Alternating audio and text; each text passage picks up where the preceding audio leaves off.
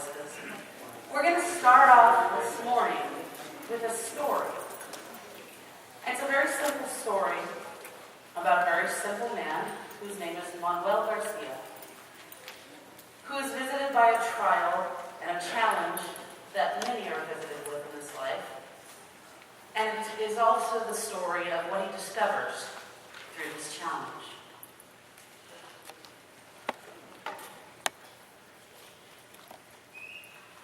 Manuel Garcia, a proud youthful father, was known on his block as a hard-working man.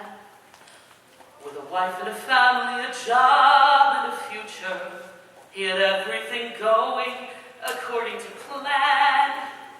One day, Manuel Garcia, complaining of stomach pains, went to the clinic to find out the cause.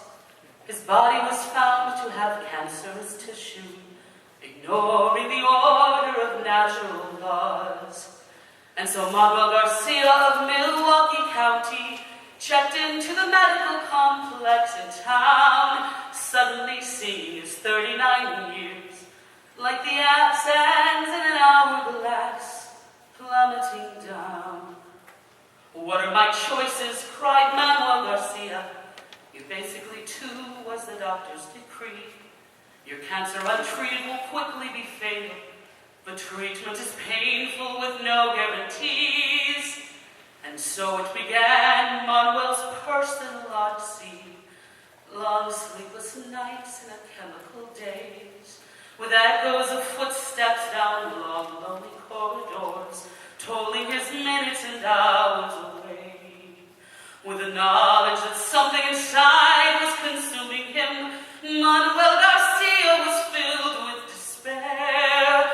He'd already lost 40 pounds to the cancer, and now to the drugs, he was losing his hair.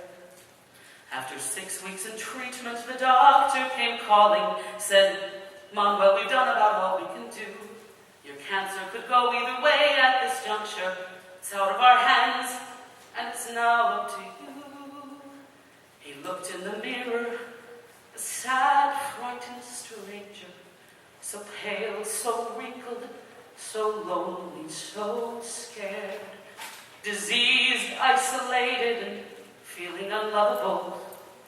126 pounds and no hair.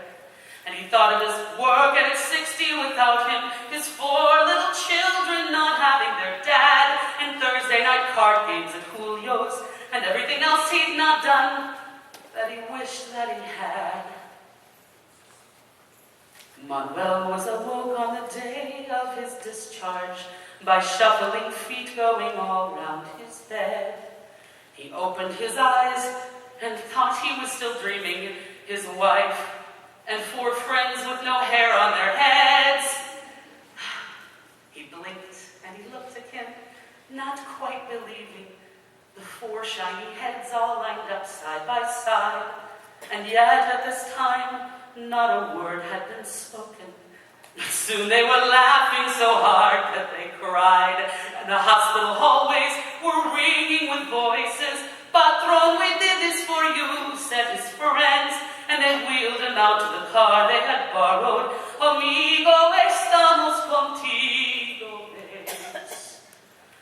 And Manuel Garcia returned to his neighborhood, dropped off in front of his 2-bedroom flat, and the block was unusually deserted for Sunday. He drew a deep breath and adjusted his hat. But before he could enter, the front doors flew open. Manuel was surrounded by faces he knew, 50-odd loved ones and friends of the family with clean-shaven heads and the words, "We love you." And so Manuel Garcia, a person with cancer, a father, a husband, a neighbor, a friend, with a lump in his throat said, I'm not one for speeches, but here I have something that needs to be said. I felt so alone with my baldness and cancer. Now you stand beside me, thank heaven above, for giving me strength that I need. May God bless you, and long may we live with the meaning strength that I need. May God bless you and long